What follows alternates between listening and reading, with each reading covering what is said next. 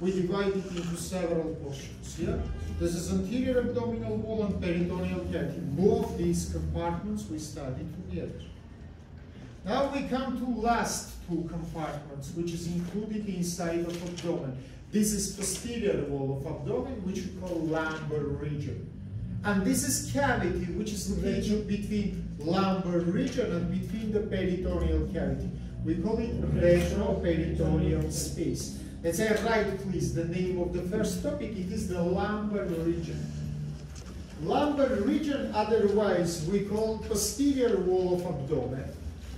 Posterior wall of abdomen. And lumbar region has the rhomb-shaped form, rhomboid form. And it is bordered from four lines. Superior border of the lumbar region, it is the imaginary line which is passed by inferior margin of the 12 ribs and the inferior margin of the 12 thoracic vertebrae. Superior border of the lumbar region, it is imaginary line by inferior margin of 12 ribs and 12 thoracic vertebrae. Inferior border of lumbar region, it is imaginary line according to upper margin of the iliac crests and base of sacrum by upper margin of iliac crests and base of sacrum.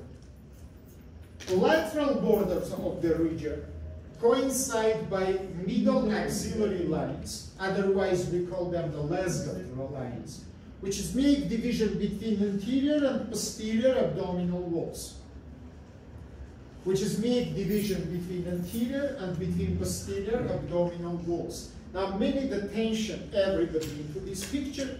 That is the borders of our lumbar region. And what can you see here? By the way, you can see that posterior wall is much more smaller than anterior wall. Why this happened?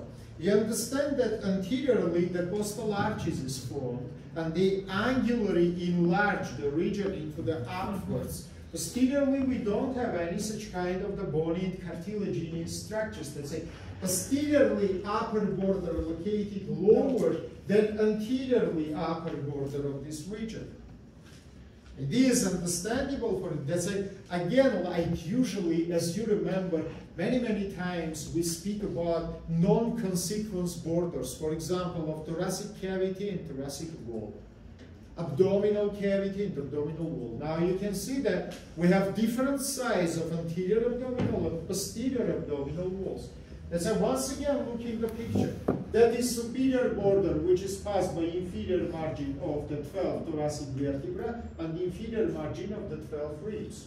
Inferiorly, it is the iliac crest and it is the base of the sacrum. And finally, laterally from two sides, this is the Lesgater line, or what otherwise we call it middle axillary line. As you remember, this is imaginary border between your anterior and between your posterior abdominal walls. Now write, please, the most important landmarks in the lumbar region. These landmarks we will use together for projectional anatomy to identify some structural units here. Write, please, number one, it is so-called rhomb of the Michael, or the Michael rhomb, in English we say how you want, you can say. Now, 1 minute look here, please. What is the Michael's rhomb? This is this rhomboid shaped structure, which is greatly visible in inferior parts of the lumbar region. Of course, if the person is not so big, if fatty tissue is not so great developed. Now, minute attention to me.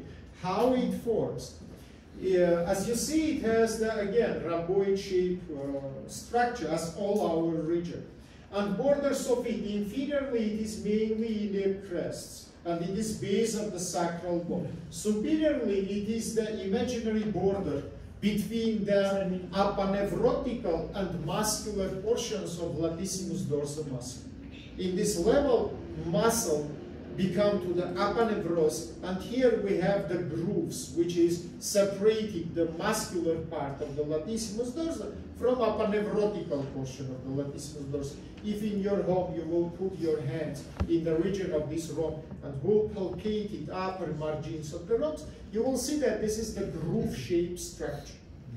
Next important landmark which we have, it is the medial groove. Medial groove, again, if the person is not so fatty, if fatty tissue is not good developed, it is passed strongly by the tip of the spinous processes of thoracic and lumbar vertebrae.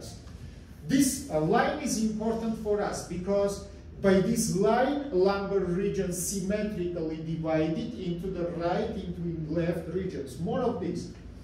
This line is important for the future, then I will start to explain for you the layers of lumbar region. You will find that according to this line, skin has very small movement and elasticity, comparable with another regions. If I will come now to back of Hamza and will try to make now fold in the midline of the back and little bit to the lateral sides, I will see that laterally it's much more simple. I will see that skin, which is located strongly by the tips of the spinous processes, it is thicker, and after you will see why, because it have the dense threads which is connected with subcutaneous fat tissue and which is make the skin here much more thicker. By the way, that is important for you to make the incisions, to make here the injections, punctures, because strongly by these lines we make the, for example, sub and epidural punctures, yeah, for the different kind of the surgeries which we will study in the future. Anesthesia. Yeah? Not only anesthesia, we can take the liver for the investigations, we can inject it the medicine inside of the liver, we can make different kind of the manipulations. Anyhow, remember, this is important landmark. Next important landmark, which can be simply palpated, this is the inferior margin of the 12th rib. As you remember, 11 and 12th rib, it is the fluctuating ribs. It doesn't fuse with the costal arch, yeah? And these borders, these margins, we will use also for projectional anatomy. Let's say, right, please, projectional anatomy of the posterior wall of abdomen. Number one, kidneys. Projectional point of the kidneys on the posterior wall, it is coincide with cross point between 11, not 12, but 11 rib and the lateral margin of musculus erector spinae.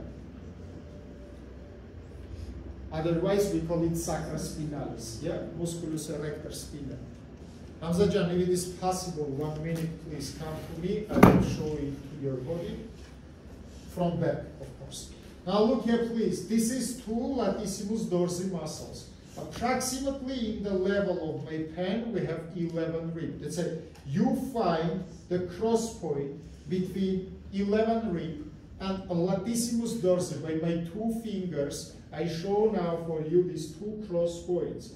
Let's say these cross points, thank you very much, Sida, we call, please write, the posterior projectional points of the kidneys.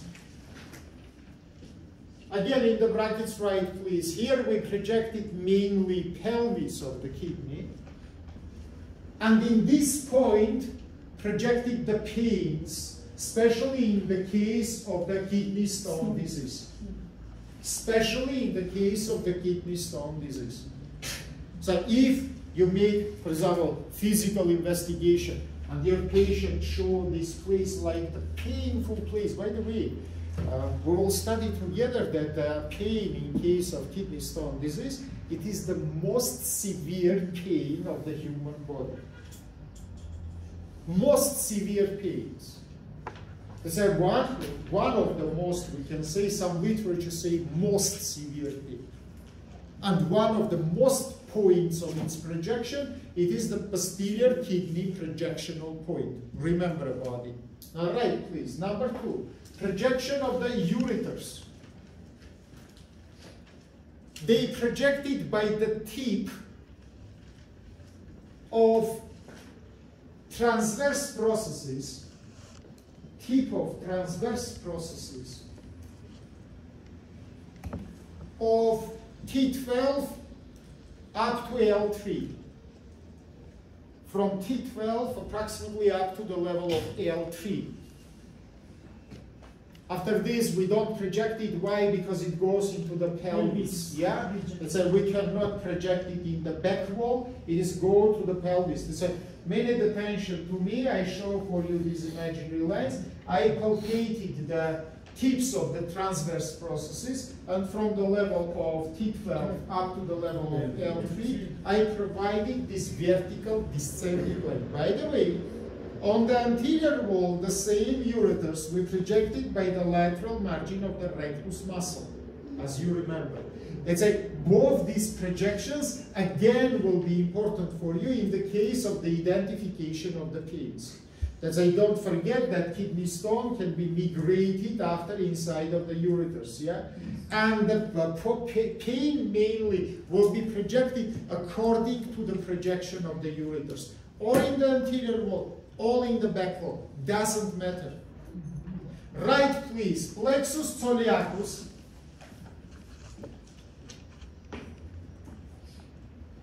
projected between two horizontal lines, which is past upper one on the level of inferior margin of 12 thoracic vertebra, lower one on the level of inferior margin of first lumbar vertebra. So I think it's understandable. Now I put my two fingers in these two mentioned imaginary lines. Upper one, it is inferior margin of the 12, and lower one, it is inferior margin of L1. Between these two mentioned lines, we have projection of truncus soleacus. Remember it, please. Continue, please. Aorta abdominalis and inferior caval vein projected by descending vertical lines,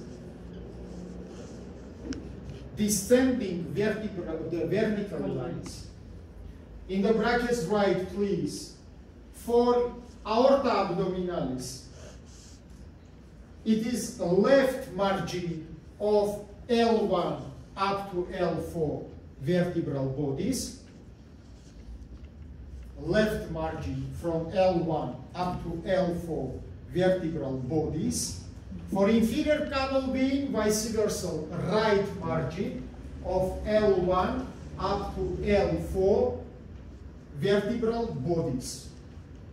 Right margin of L1 up to L4 vertebral bodies. Let's say left, 1 minute look to me, by left margin from L1 up to L4, we projected the aorta abdominalis.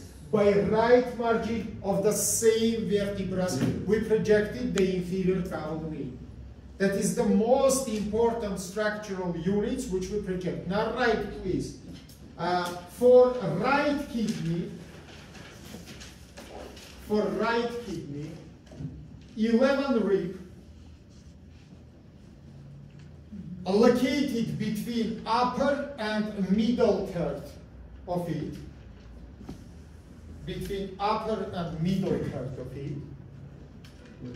For left kidney, it is located, 11 rib, located strongly in the midpoint of the kidney on the level of its pelvis. On the level of its pelvis. Now how it's happened? Now minute attention to me. As you know, the right kidney has 2 centimeter descending position. Let's say it is located more inferior to the level of 11 rib. The left one located approximately in the midpoint. Right one, because descended to down, 11 rib divided it into the upper third and middle third. For the left one, it is divided into 2 equal halves, upper and lower. It is understandable for you. Very well. That's right, please. The next topic, it is the layers or stratigraphy of lumbar region. layers or stratigraphy of lumbar region. Number one, skin. Minute attention to me. I told you several minutes before that skin is different in this region. Generally, for all regions, you can say that skin is thick. For all regions, skin is thick. But in the medial compartment, skin is non-elastic and non-movable. The more laterally you will come, the more elastic and more movable skin you will find. That's like in medial compartment, skin is thick, not elastic, and not movable. In the lateral compartments, vice versa. Skin, again, thick, but it is much more elastic and much more movable. By the way, for the females, I want to remember that this is the flanks, in back region, the main region of formation of strias, for example, after the pregnancies. What is happened? Elastic fibers of the skin is destroyed, and instead of the elastic fibers, just connective tissue scars is formed. So you can see that, for example, after the pregnancy, in the flanks, in anterior abdominal wall, there are whitish structures, which is called stria. But such kind of strias we can see, and in case of endocrinological problems, for example, Ytsenko-Cushing sign. You know it is connected with hyperproduction of adrenal glands, yeah, and what corticosteroids is produced more than is necessary. But what is the difference? You will see red stria in case of Ytsenko-Cushing. If normally after the pregnancies, or if you will be very big and will quickly lose the weight, yeah, on the skin we will see formation of the strias. These strias will have whitish color. In case of pathological problems, for example, Ytsenko-Cushing, they have pink, dark pink, and red color. And you can use this information to make differential diagnosis between different situations. More of this, skin have hairs, and especially hairs located in the level of the rhomb of the Michaels, which I say you a little bit before, yeah? This is the lower portion. And hairs maximally located in the region of the natal cleft. Natal cleft, it is, or otherwise we call it the gluteal, intergluteal fold. This is the fold which is divided right and left gluteal region from each other. That's in the level of this natal cleft, accumulation of the hairs, because upwards it will come to the border of the lumbar region, yeah, will be very huge. Why it's important? Because we can see the same, yeah, furuncles, carbuncles in this region. More of these, huge amount of sweat and sebaceous gland, and again near the natal cleft, again near the rhomb of the Michaels. That's it. The more lower you go, the more hairs and the more glands you see in the lumbar region. And this is understandable for you. Very well. That is about skin. Layer number 2, subcutaneous fatty tissue. Subcutaneous fatty tissue in this region presented by 2 layers. And this division is performed, of course, by superficial tissue. That's it. Superficial fascia in lumbar region has only 1 layer. Not 2 layers like in anterior abdominal wall, but it contains 1 layer. But this 1 layer travels inside of the fat and divided fat into 2 compartments, superficial and deep. Now open the brackets and write, please, inside of the superficial layer, we have the sensory nerves of the region. Sensory nerves of the region. It is the upper portions of nervus cluneus superior. Nervus cluneus superior. Open the brackets and write, please, from the lumbar plexus. From the lumbar plexus. That's it. Remember, please, this is important, guys. Here in the brackets, write, please. Also, they originated from the dorsal branches of the lumbar nerves. As you remember, plexus originated from ventral branches, yeah? But they can come from dorsal branches. Remember, please, dorsal branches doesn't involve information of the plexuses. They just give sensory nerves, which is innervating the backside. Very well. What is located in deep layer? Right, please. In the deep layer, we have the venous plexuses, which is drain the region. And what is important? Deep layer, right, please. Otherwise, we call massa adiposa lumboglutealis. Massa adiposa lumboglutealis. Lumbogluteal fatty pad. Massa adiposa lumboglutealis. Why? Because from lumbar region, without any interruption, it is continuous into the gluteal region. You can say, what about superficial layer? No, inside of superficial layer, we have septas. That's why you can write or remember that superficial layer has pocketer structure. Deep layer has layering structure, and we call it massa adiposa lumboglutealis. Practical meaning of this. Now, make attention. You know the main place of intramuscular injections, it is the gluteal region. But if by mistake, instead of the muscles, you will inject the medicine inside of the fat, there are the big chance of formation of the infiltrates. Infiltrate, it is inflammation in the region of the injection. Yeah. What can happen with this inflammation? It can form the phlegmona. In horizontal position, it can simply spread it to the lumbar region. Why? Because I tell you, fatty tissue, deep layer of the fat, exactly communicated with deep layers of the gluteal region fat. That's it. If after injection, by the way, we call it post-injectional abscess. If you will see that abscess is formed and it is local, you understand that it is located not inside of the fatty tissue. Yeah? It can be in superficial layer, it can be in muscular layer, that is also can be happening. But if you see formation of the phlegmona, which is from down, continues to upwards, you understand that this is deep layer of the fatty tissue. Because these two regions, by this deep layer, communicating to each other. But now remember, please, septas, we have also in deep layer, but in the level of the vertebrae. And these septas travel from both layers of fatty tissue, finally come to the skin and fuse with the skin. That's why we come to conclusion that skin, that just in front of the vertebra, it's not so much movable. Remember, please, for the females, massa adiposa lumboglutealis, this is one of the main places of accumulation of fat, together with the gluteal region and together with the upper portion of the femoral. For males, mainly interior abdominal wall. So remember, please, this is also endocrinological dimorphism, which we can differ, yeah? Males type of, for example, fat accumulation and females type of obesity. This is also important because you can find some endocrinological problems just by the form of the obesity. Right, please. Layer number 3, it is superficial fascia, about which I say everything. To downwards, it is continuous to the gluteal region and become to a superficial fascia of gluteal region without any difference. Layer number 4 we call proper fascia. Otherwise, we call it fascia thoracolumbalis. Fascia thoracolumbalis.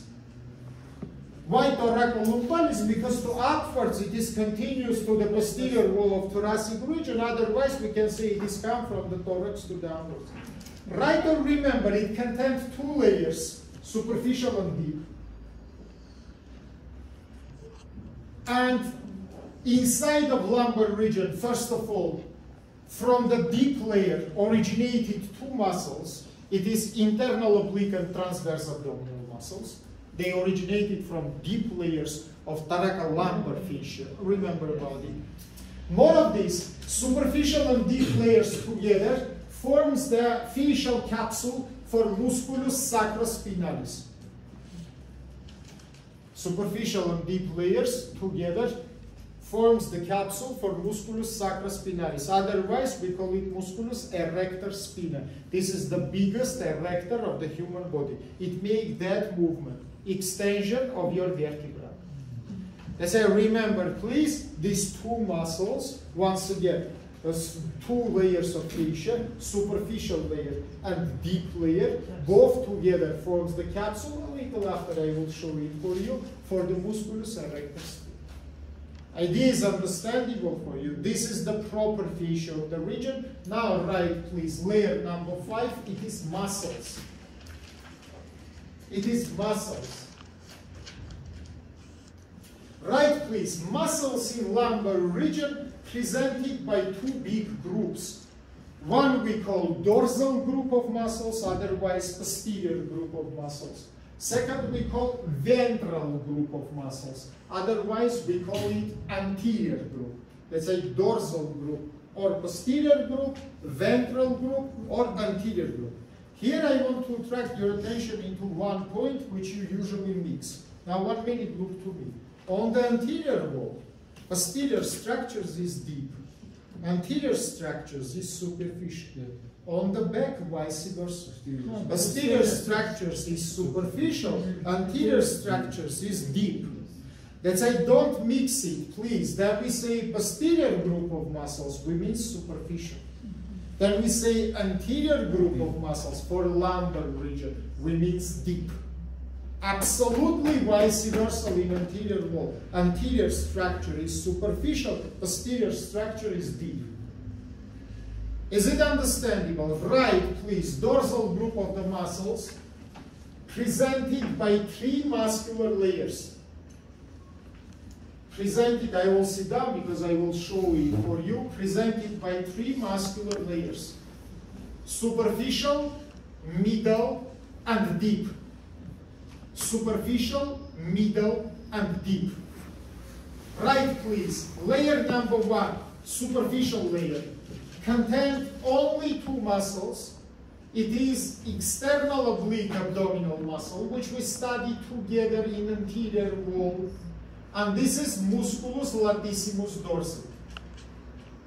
Once again, dorsal group of muscles contained 3 layers: superficial, middle, and deep. And in superficial layer, that's like, as I say, you need attention, guys. In your back, there are 2 groups of muscles: dorsal or superficial, ventral or deep. This dorsal, in its turn, has 3 layers: superficial, middle, and deep. It is understandable. Let's say this deep and ventral, it is different. Ventral is generally deep group. Dorsal, it is superficial group. But in this superficial group, we have superficial, middle, and deep muscular layers. Now write, please, external oblique abdominal muscle. Muscular fibers on the back pass from up to down, but we need attention now, from medially to lateral.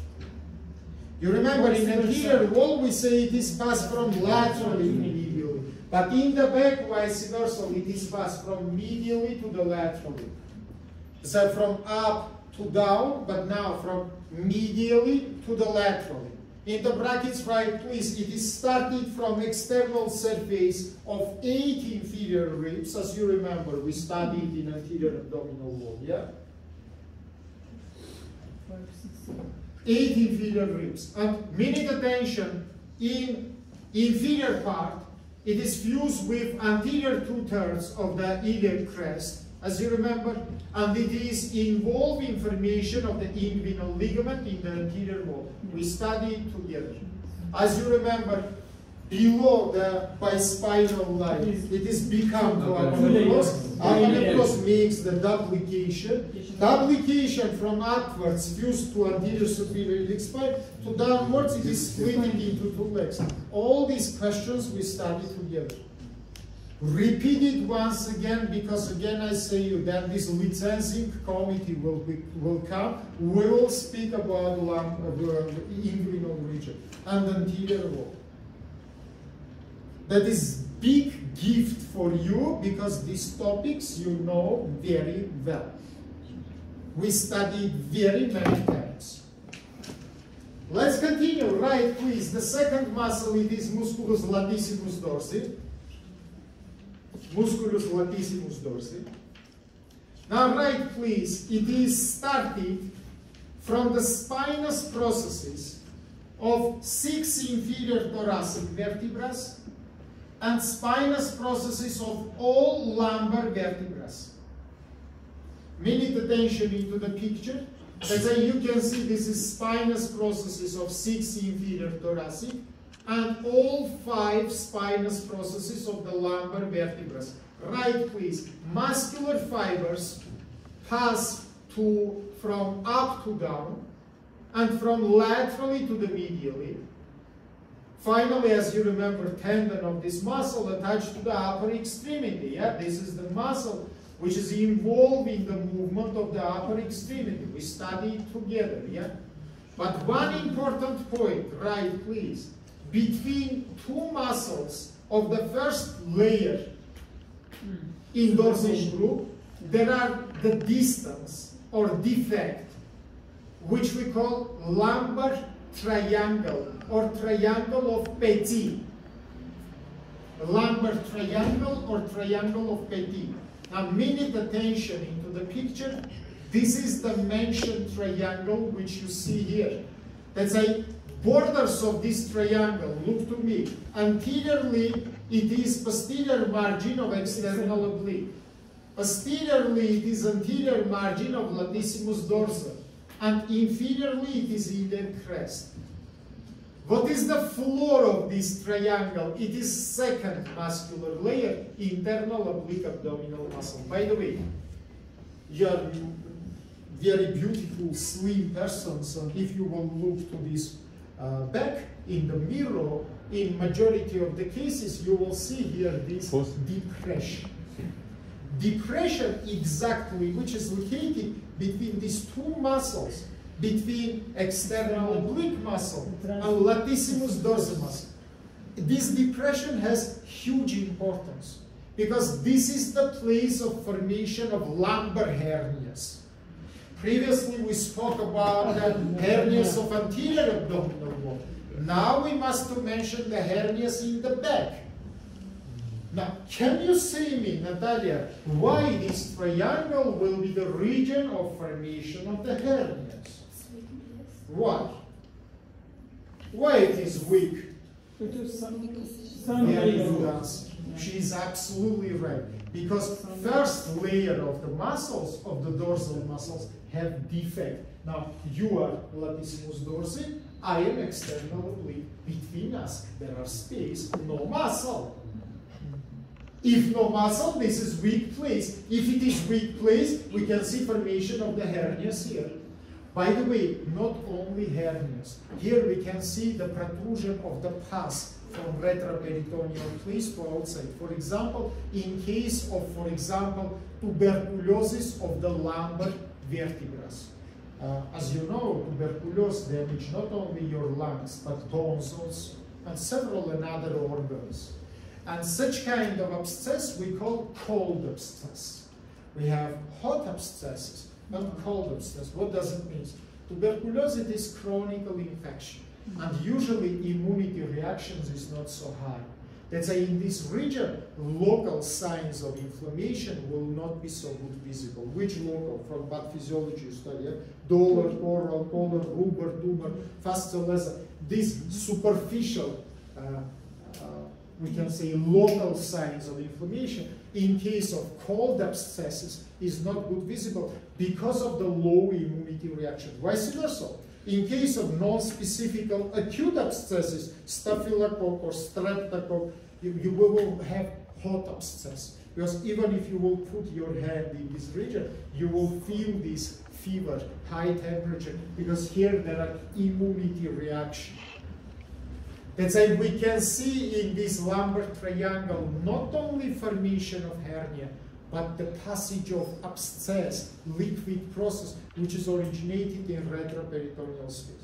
For example, abscess of kidney, or abscess of the vertebrae, osteomyelitis, tuberculosis, and then leukemia. Idea is understandable for you. Very well. Right, please. Second muscular layer. Second muscular layer.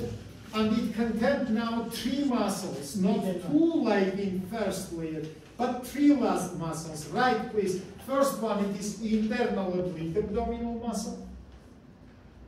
Second one, it is musculus erector spinae or sacra spinalis. And last one, it is musculus serratus posterior inferior. Musculus serratus posterior inferior. Now, minute attention, look to the picture. Of course, my subject is not anatomy. I don't want to speak about place of the, for example, origin, place of the connection, anything, but little bit quickly. Let's start from musculus erector spinae. Musculus erector spinae, guys, by the way, greatly visible, again, not for big persons with not so good developed fatty tissue, like two tubes, which is located two sides from your spinous processes, right and left. By the way, if you like to eat, for example, the ribeye or another steaks, you know that here, mainly, we have angle, yeah, between two bones. This is the spinous process of the vertebra and transverse process of the vertebra. And exactly in ribeye, between these two bones, we have this big muscle, very tasty muscle. Yeah, this is musculus erector spinae. Musculus erector spinae, again, I shall say, you make that kind of the movement. It is straightening your back. And it is located inside of the capsule, as you can see. This capsule is formed by two layers of deep fish, superficial and deep. 1 minute attention to me. Superficial layer mainly fused with the spinous processes of the vertebrae. Deep layer mainly fused with transverse processes of the vertebrae. And near the lateral margin of erector spinae, these superficial and deep layers fuse to each other and they form the sac. And inside of the sac we have musculus erector spinae. Idea is understandable for you. Now, look in the picture here in the right side, partly latissimus dorsi is cutted. And under it you can see two other muscles. One is below, second is above. This below muscle we call the internal oblique abdominal muscle. Internal oblique abdominal muscle, again, as you remember 2 minutes before I tell you, it's originated from deep layer of the proper tissue. Inferiorly, it is fused with the iliac crests, and it gives the fan make direction. As you remember, in anterior wall, inferiorly fibers pass from up to down. Medially, middle portion fibers has horizontal direction. And the upper portion has ascending. Generally, if you will open your fingers and your middle finger you will put in the level of your belly button, your fingers will show direction of the fibers. If external only have these descending fibers, internal no, it is fan make direction. In the back, mainly upper portion, you can see it is ascending fibers. Yeah. They pass from medially to laterally and from downwards to upwards. Remember about it. Now look at the next muscle. It is serratus posterior inferior. It is originated from spinous process of two inferior thoracic and two superior lumbar. That's why it is attached to the four spinous processes. Muscular fibers pass from medial to lateral and again from down to upwards. Let's say these two muscles is parallel to each other. Just one is located below, second is located above. But what do you see, guys? One more defect.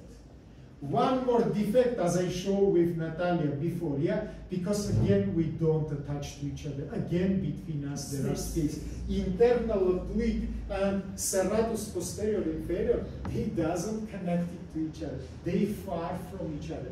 Let's say inside of this defect, by the way, we call it the lumbar rhombus. By author, we call Lesgaard-Grunenfeld space. Several persons, by the way, write the individual words on these topics, and by mistake, they call it triangle. It is not triangle, it is quadrangle.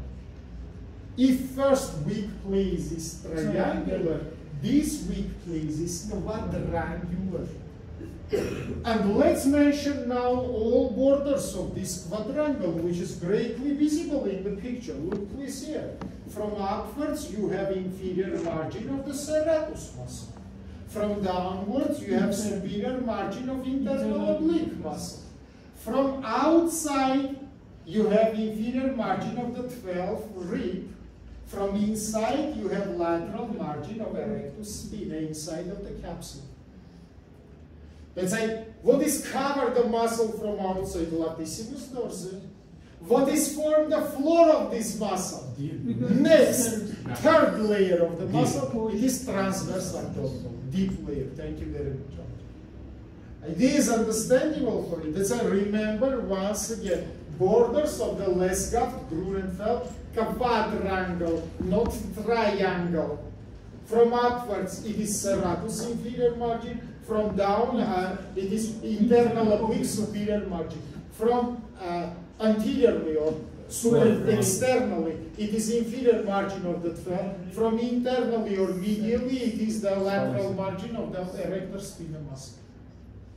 Very important point. If you see a floor of it, which is transverse abdominal, contains the last 12 intercostal neurovascular bundle, which we call subcostal, because last neurovascular bundle located not between ribs, but below the 12th one. That's why we call it subcostal neurovascular bundle. It is located exactly in the floor of this quadrangle. Again, the place of formation of the hernias. That's a hernias we can see in this triangle, fatty triangle, and in Lesgaft Grunenfeld space. Finally, we come to the last, third layer, which you see here in the picture. It is transverse abdominal muscle. Transverse abdominal muscle has only one direction, horizontal direction. Transversely from backside, come from in front. Again, it is fused with the iliac crest. It is originating from deep layer of the proper fascia, as I said before. And in the back wall, guys, it is presented by two types of the fibers, by aponeurotical fibers and by muscular fibers. So minute attention, border between them, it is your scapular vertical lines. Between scapular lines, we have aponeurotical portion of this muscle, aponeurotical fibers. Outside of the scapular lines, we have muscular fibers. That is very important, because after I will teach you the back access, which we use to open the organs of the retroperitoneal space. And here you must know how to open the transverse abdominal muscle. So remember forever, let's say two types of the fibers. Medially, it is aponeurotical fibers between two vertical scapular lines. And laterally, we have muscular fibers. That's all, guys. We finished to speak about dorsal group of muscles. Once again, 2 layers superficially, 3 layers in middle side, and 1 layer on the inside.